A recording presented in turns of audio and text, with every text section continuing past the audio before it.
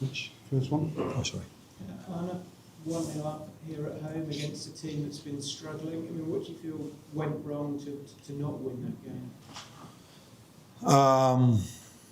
In the large parts of the game that we were the better team, I think that is a moment where you have to score the second. I think we had moments to do so, quite a lot. And in the part of the game where it was more equal, that was the last 15 to 20 minutes. On both sides, it was waiting for one of the two teams to score. They created the chances all in a similar way, the 4 or 5 moments they had. Long ball, picking up the second ball, and then try to be a threat in moments like that. But we also picked up a lot of those second balls where we were able to counter-attack them. But from all these counter-attacks, all these 4 versus 3, 3 versus 2s, all these moments that I felt with the quality players we are having, that we should be able to either get a bigger chance or when we have it to score it, we didn't. Yeah, and then in the last minute, we conceded the equalizer, and then there's not a lot of time left to make up for it. And I mean, how damaging do you feel it is? 2 points dropped, you could have gone fourth. Yeah, of course it's damaging, but it's how many times this has been damaging for us. We don't help ourselves at all. It's so many of times this season that we've created much more XG or chances than the amount of goals we score, and usually in the Premier League you see a lot of teams outperforming their XG, but that's definitely not what we are doing throughout the whole season. And then a game still stays tight till the end. And we struggle to keep clean sheets. We haven't had as many clean sheets as you would want if you want to go higher up in the table. And yeah, that's a bad combination for picking up the amount of points we want to pick up. There were some views at the full-time whistle going the loudest it's been all season. How disappointed, how difficult is that to hear? How much of a worry is that?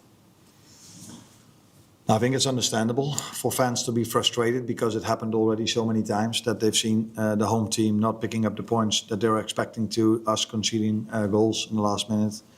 Now it's up to us to bring that frustration to Wednesday and come up with a big performance, because that we are all frustrated, that's completely clear.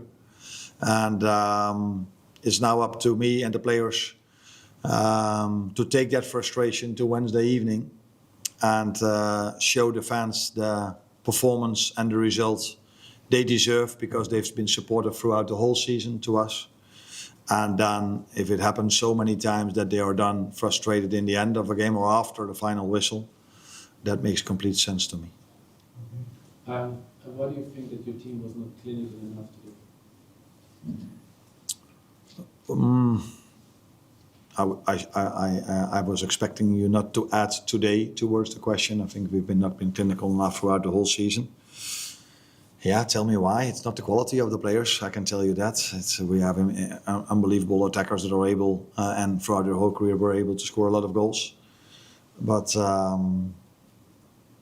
it's not only not scoring the goals. It's like I said, it's also if you want to have a successful season, if you are not able then to score the second or the third goal, then you make sure you don't concede. But we did, and I keep thinking that with the quality players we are having, we will find moments, we will find games where we're hopefully outperforming the chances we are getting, and that's not what we are doing through large parts of this season. Why do you think that the team has these periods where they just don't have control of the games? I mean, there was just a feeling in the second half that Tottenham were going to get something. Why can either yourself or players who won the title last season, why can they not turn that situation around with us? No, I think because we're not able to score the second goal, because that would immediately damage the momentum of the other team. But as long as it's 1-0, of course, it's quite normal that with either the substitution the other manager makes, we're going even more offensive, going even more direct, taking more risks. That can lead for them to create chances, which they did, but it also led to them being very open for counterattacks, and then the way we conceded, we didn't concede our chances by being too open or being too offensive or being outplayed through the midfield or being too late with a press. It's just playing over the press, playing the balls into our last line. And if throughout the whole game we never picked up any second balls, that is something then where you could say, yeah, but it's the whole game the same. But all the chances we had in the second half was when we picked up second balls and then counter-attacked them. But the 3, 4 or 5 times during the game that we were not able to pick up the second ball, not clear it far enough, they were a threat, and that's probably the belief teams have now when they play against us, and I think we might be a bit anxious towards the end as well when we don't extend the word, our lead. Yeah, I think that's also normal if it happens so many times that you start to think like that, and it's normal that the stadium has that same feeling. It feels that's like one. sorry. No, that's one. So you said for large parts of the season it's happened to you. At this stage of the season with 8 Premier League games left, is there much you can do to change that in terms of what you're doing, how you're approaching games?